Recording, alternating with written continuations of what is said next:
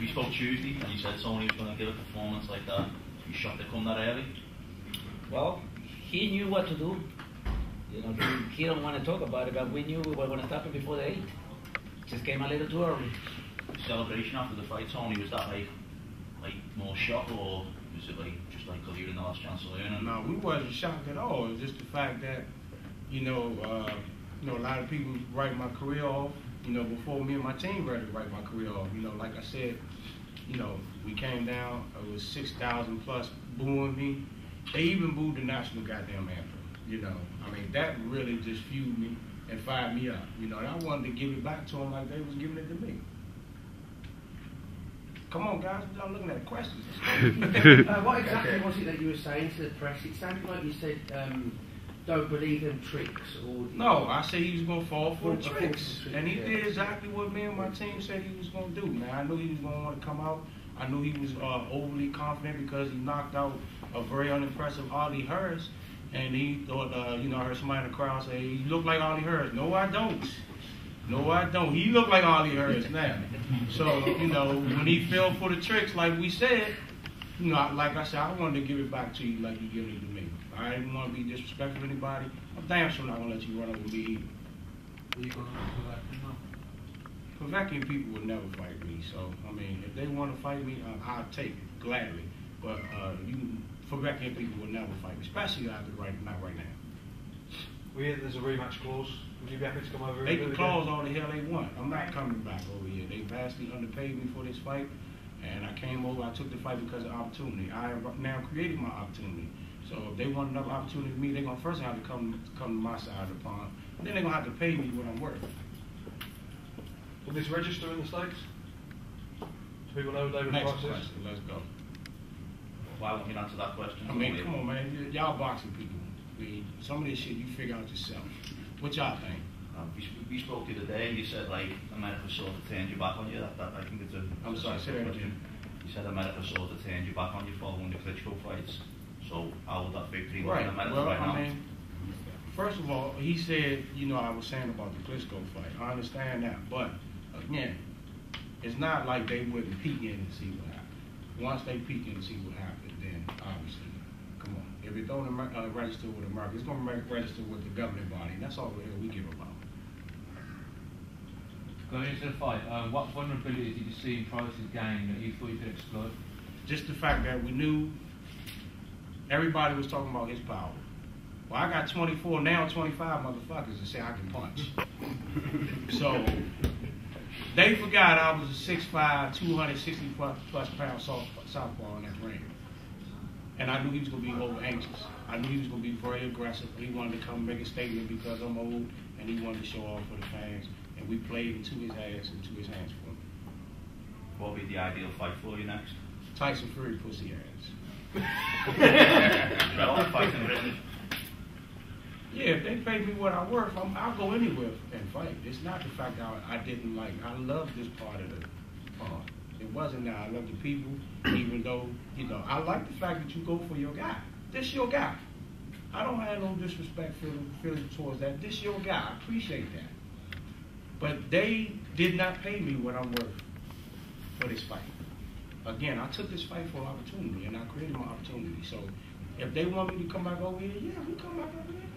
Pull out the pounds. I lost a lot of pounds this time, and I don't mean body pounds. I lost a lot of pounds. I want to be gaining some more pounds on this next one. So. Do you feel a change in your team, though? A positive impact on your performance? Listen. First of all, you want to have somebody in your corner that believes in you. These people I came with right here, they believed in me. And that's all I'm going to say about that. Was coming in overweight? Well, compared to your I wasn't overweight. Or a lot heavier than your last fight? I've been heavier in plenty of fights than this. Was that a deliberate You just never seen me like that, yes. I stopped worrying about my weight. I started worrying about being in shape. I'm never going to have a David Price type of body. Matter of fact, I got the Larry Holmes body, and I ain't talking about the 80s. I'm talking about the 2000s. So, I stopped worrying about what I look like and what my performance is like. And my late trainer, Tom Browner, always told me, when I'm heavier, I punch better. Was there accused drug testers outside your room after your comments this week? Yeah, I didn't mind them drug testing me. I know it was going to be a lot of controversy with what I said, and they wanted to pull out the needle and poke me, even though they didn't put it in the contract. But I sat there like a good bloke, even though this was some bullocks. You know, I did what they asked me to do. All they gonna find is a bunch of, you know, donut juice and fried chicken up in here. Ain't nothing artificial in here, man. Ain't nothing artificial. How could you look at this belly and tell me I'm on something? Did y'all not see this? I mean, nobody was paying attention to this. But, you know, it was fine. You know, I said what I said, and I meant what I said about drug testing, man. I mean, everybody has a lot of, you know, things they want to say about their opponent. And, you know, we look at these guys and we like, it's incredible that they're that big and that fast. You know, that just takes the guesswork out of it. It doesn't mean that I'm going to take it because I think I'm better than you anyway. So it doesn't even matter to me. I don't need drugs. I just say that because it will even the playing field for everybody. Tell me, what would be your advice to David now? I gave David some advice. That's between me and him at this point. I already told him I think he's going to wind up being a champion down the line. And, you know, everybody loses. You know, if you stay in this game long enough, if you're not a, you know, Rocky Marciano, you're going to probably lose. And if he takes this loss and he builds on it, he will be heavyweight champion of the world. I'm predicting that right now. It just wasn't his day right now. It's Tony Thompson's day right now. After you have lost, were you keen to get back in as quickly as possible, or did you feel you needed a bit of time? Actually, I was thinking about retirement. You know, you can't compete on the highest level. There's no sense of taking these punches from guys 17 and a half stones, you know. You don't want to keep taking this type of punishment. But, you know, my wife, who's always supported me and believed in me, you know, she gave me the Rocky speech. It's just going to be me and you in the end. I don't want you to have any regrets. Get your ass back in there and win one. Win it for us. So,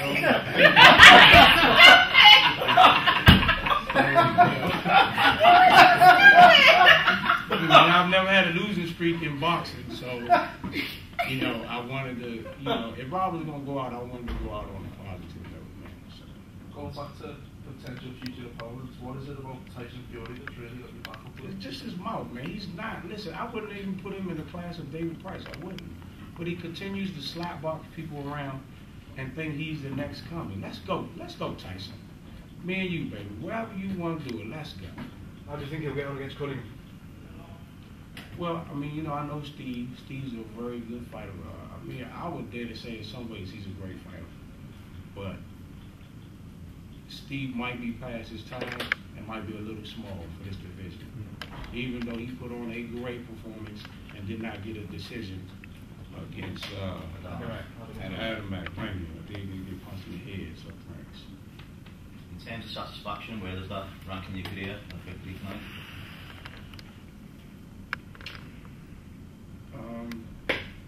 Yes, I'm happy, but we incomplete right now, so it's hard to tell.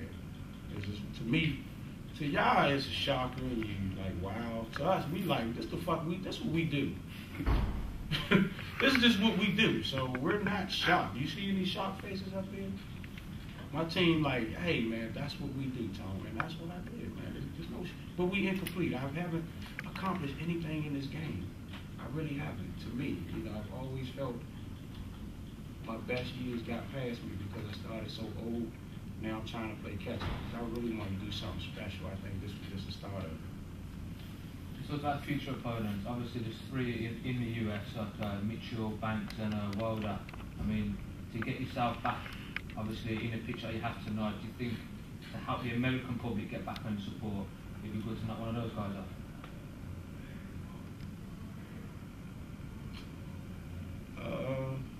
No.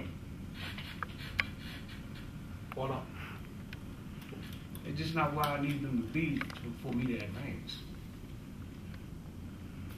I mean, we're not taking fights just to try to be somebody's stepping stone or, you know, help the young lions out. I'm taking fights to move toward a championship fight. I took this fight again because I believe David's ranked number 5, right?